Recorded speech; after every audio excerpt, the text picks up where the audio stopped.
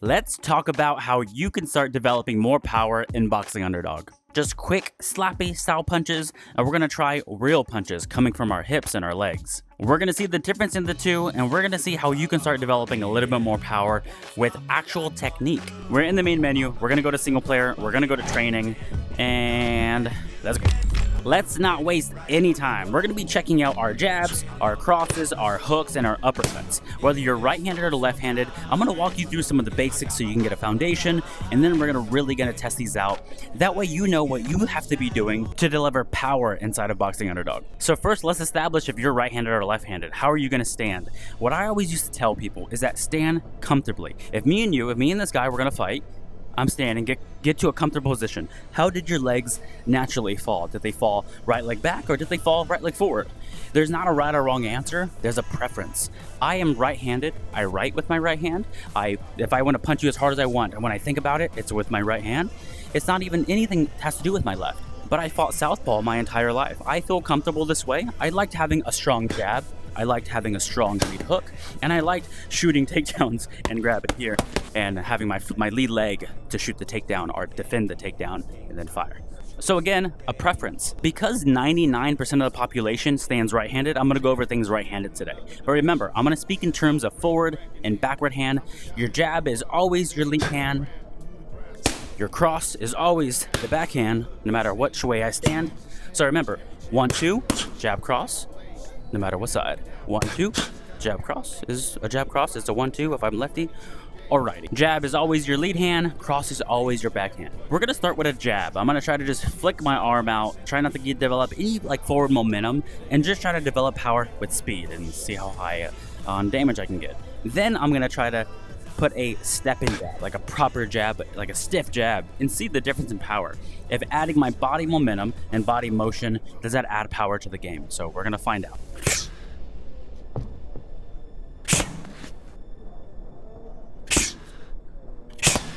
Ooh, 41.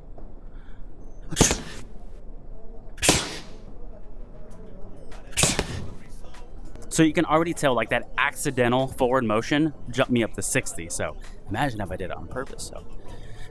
So again, just arm jabs, just kind of flicking it out. Still trying to put some oomph behind it too. So I'm not just, softly throwing it out. So 42, a complete miss.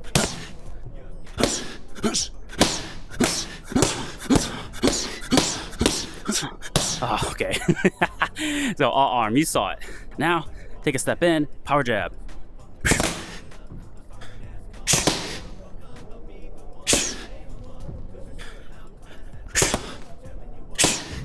So right away, you see the damage doubling. Even on the lower end, it still went up 20 points. Just your arm punches, nope. Stepping in, a lot more damage. Same thing for the cross. Let's try it out. Just your arm. I'm gonna try to do it with some, like a flick cross, kind of like if I were to arm punch fast, could I still pull it off? So let's see. 52.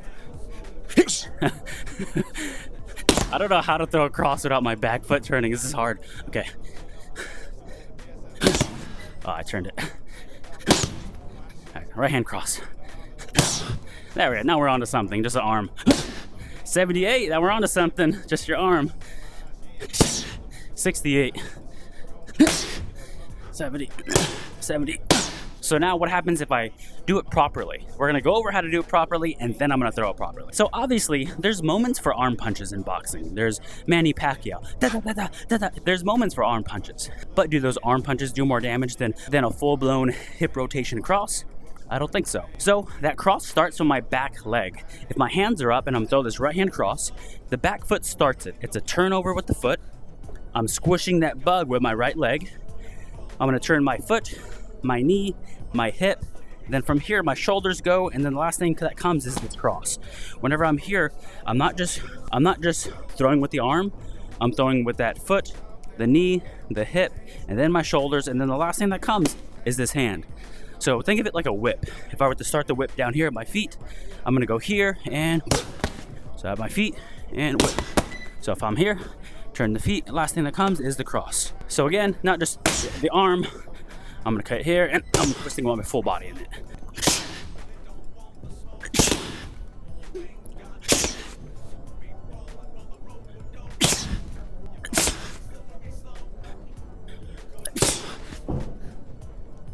All right, for turning over, I'm getting 90s all the way up to the low 100s. So just like the jab, real technique equals more power. So now the fun one.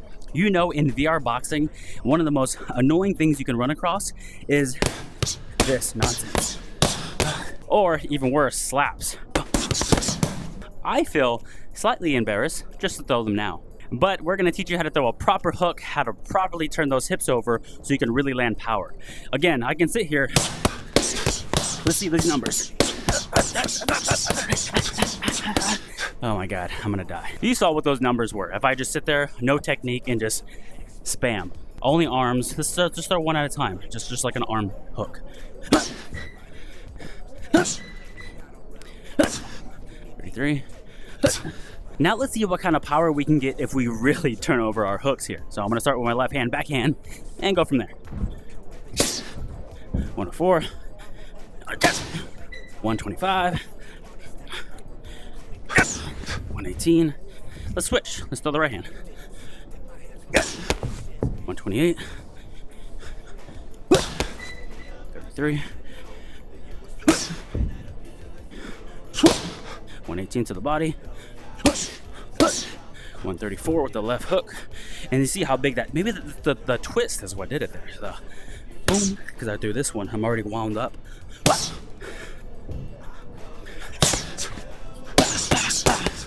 143 on those big windy hooks. Really turn over just like that cross, turning over that back foot, knee, hip, rotation, and instead of going down the pipe with a cross, I'm going to be going over the top. There's a lot of different angles. I'm short, so I throw it kind of over to the eyebrow. Throwing to the chin or the temple, across the chin. Temple is primarily the target. For me, I'm aiming for this beautiful face and eyebrows. So when I'm throwing, I'm going here. Yes, I'm turning over, but I'm throwing over the top instead of here. Most people, if I throw here, is their chest, because I'm small. So far what we found, a step in jab, 20-30 points above. The cross was nearly doubled. And now our hooks, for the first time seeing 130, 140. I've seen some people hit higher on the training dummy, but I've also seen them throw it from left field, right? So it's like, here, trying to develop power. And that's not something you're getting hit with in a boxing match because you see it from left field. So when you throw a proper punch, it's less telegraphed, obviously. If I'm here in the pocket and I'm going boom, boom, boom, versus me going, trying to just create the power. It's a way easier to counter, step back and counter. It's way easier to block and counter. So be very cautious of that. It's not just how much power can I throw in my fist. It's about all the other things too. So not just fist the punch without getting hit, fist the punch, landing with something else coming, making sure your offense and defense is there. So it's not just throw as hard as I can and hit as hard as I can, because there's so much more going on. So make sure when you're throwing properly. It's gonna help your defense. Stay tight, throw with your body, throw with your hips. You'll notice you'll develop a lot more power that way. And as for these uppercuts, I'm gonna start it the same way. So my step in jab, my cross, twisting over with my back foot, my hook, I'm doing the same thing. You can either come across the chin, you can go to the temple, you can come over the top, depending on your style and your height. Now for this uppercut. My favorite thing to do with an uppercut is with the lead hand. So what I realized in VR boxing is that it's very hard. It's kind of like uppercutting a punching bag, right? If the bag is like this, it's really hard to kind of punch this way, unless this guy, maybe the angle is just right and you're hitting him here. But sometimes it kind of feels like you're punching a straight line, a straight bag. So what I found is throwing the uppercut almost like a push. I can throw a good uppercut at 144, okay? I can slip off the line and throw a mean Tyson uppercut, right? But sometimes that's really not the case. So a lot of the times we can slip off the line and throw an uppercut like a push. So today I'm gonna go over that uppercut with you, and hopefully you can add it to your arsenal. So yes, you can slip off the line, traditional uppercut. Yes, the backhand, traditional uppercut. Twist with the back foot, back knee, back hip, throw a punch, come back.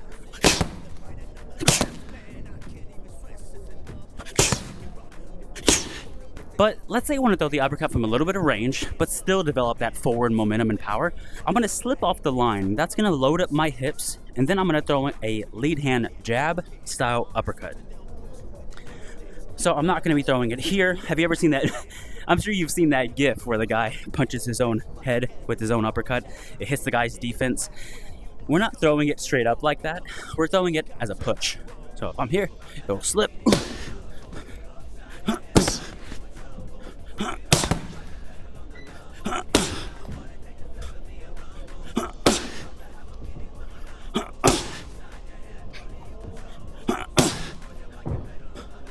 And again, you can't stay right here in the pocket.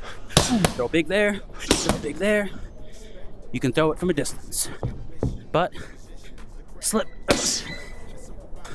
And remember, if I slip, uppercut. Oh boy, look at this bad boy. So, think about the combination. Slip, uppercut, boom, dead.